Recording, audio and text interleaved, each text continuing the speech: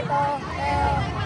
Siguro it's a bonus po sa effort na binigay ko namin sa team. And I'm so happy kasi first time ko pong makakuha ng MVP sa Pro. Wow. And your team was so close to winning, ha? Grabe. How do you feel about that finals game? Sabi ko nga sa kanila, kung magcha-champion man yung Creamline, kailangan pahirapan po namin kasi hindi agad-agad yan binibigay ng madali. I think it's a destiny kasi malayo na yung narating ng Chongomucho, and I think meron pang better ahead na mangyayari for our game, and we will wait for that. Congratulations. Thank you. Congrats, Ate Sisi! Hello! God, it was such a good game. Yeah, Very awesome match. What do you think about the game? Good game! We'll get them next time. It was so close. You had so many chances, no? Yeah, we did, but Creamline did so well also, so yeah. But you must be happy about getting to the final and getting so close. Just to be in the finals is already a blessing, so yeah, thank you.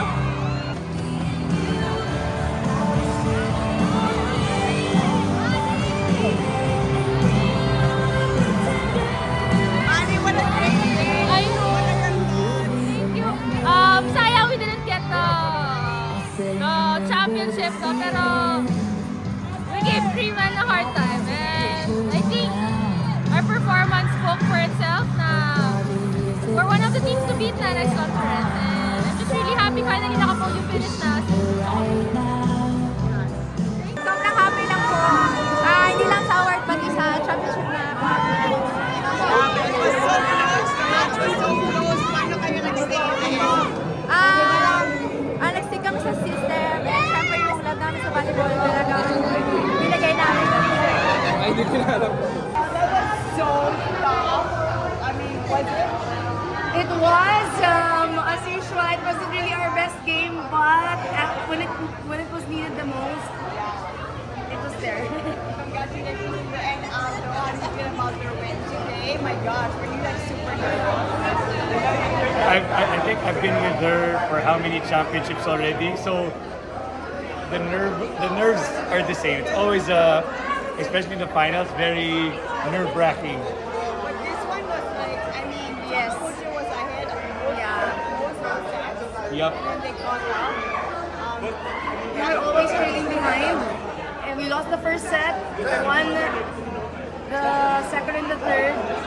But yeah, we were always behind in all of the sets. In the set, they were ahead. They lost that set. So it's a seesaw game. Of course, it's always fun. This is our 7th championship, but each championship always has its different story. So there's always something to really celebrate about. This season was extra hard for us playing with less people, and we really had to adjust to a lot of things. So it was just really a big blessing for the team, and start another chapter next year. So what are your Christmas plans? It's going to be a very happy Christmas. Are you leaving I tomorrow? cannot. No, Liz has to stay because of the PBA, so I have to stay also. Oh, nice. We have to wait for our seasons to time that both of us have no We can games. go on vacation. That's why athletes are with athletes, right? Congratulations. Thank you. Congrats. Thank you, thank you, thank you. Kaya namin at nakasama kami sa historic na yan. Thankful kami kasi syempre yung volleyball sa Philippines na malaki na. Talagang pinagpapagutan din ng players talaga para maganda yung mapanood nila sa every game na mapapanood nila. Talagang sana madagdagan pa para maging masaya lahat. So thankful ako sa mga fans na nanood nila kasi talagang sobrang dami. Alas kami, hindi na rin kami magkarinigan kanina. Yes. So, Basta na lang kami ng mga labi. so sana magpatuloy pa talaga yung Philippine volleyball. Pero sobrang saya ko para kay Sir GCN. Kasi, syempre lahat ng pagod nila, binibigay sa lahat ng support, ng alalay, binibigay nila sa amin. So, sobrang saya kami na, yun nga, dalawang team finally na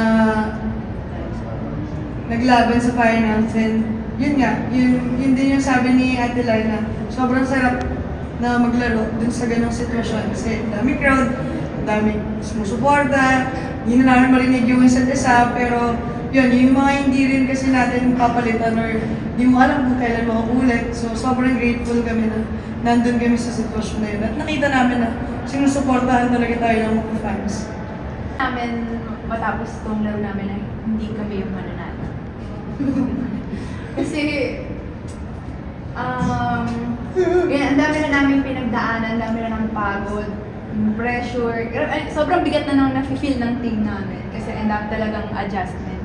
So parang ayaw lang namin masayang yung kahit yung maliit na bagay na yun. So talagang kahit isang point na lang yung kalaban, kailangan namin ipanalo, kailangan namin habulin. Ayun lang sa'yo. And cool smashers and maging part ng ganitong community. So, grabe, yun yung daily motivation namin. Kaya hindi kami napapagod na pumunta sa training kasi everyday, ang dami namin kailangan matutunan pa. Ang dami namin kailangan i-correct pa sa sarili namin. And I guess that mentality helped us to also win this game. Kasi alam namin yung strength and weaknesses namin. So, nag-complement yun sa isa't isa. Nanalo kami. Lord, maraming salamat po.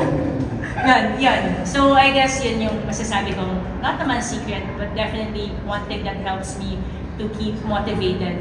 Even, I'm playing for more than probably 20 years na. So, yan. Whoa, 20 years.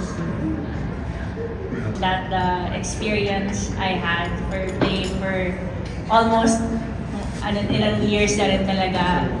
And siguro iba kasi yung challenges talaga namin as a team this conference. May mga pinagdadaanan din kami bawat players in such a way na kailangan namin mag-recover in different ways. Most especially mga back-to-back games din ngayon.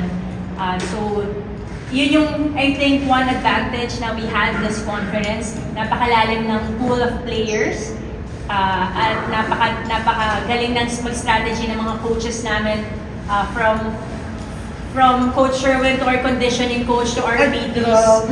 Kasi, alam mo na, ito yung pinakamahabang conference talaga. Hindi, hanggang dulo dapat buo kami, 100% kami. And yun yung, I think, nalamang din namin, most especially ngayon, sa conference and sa game na ito. So,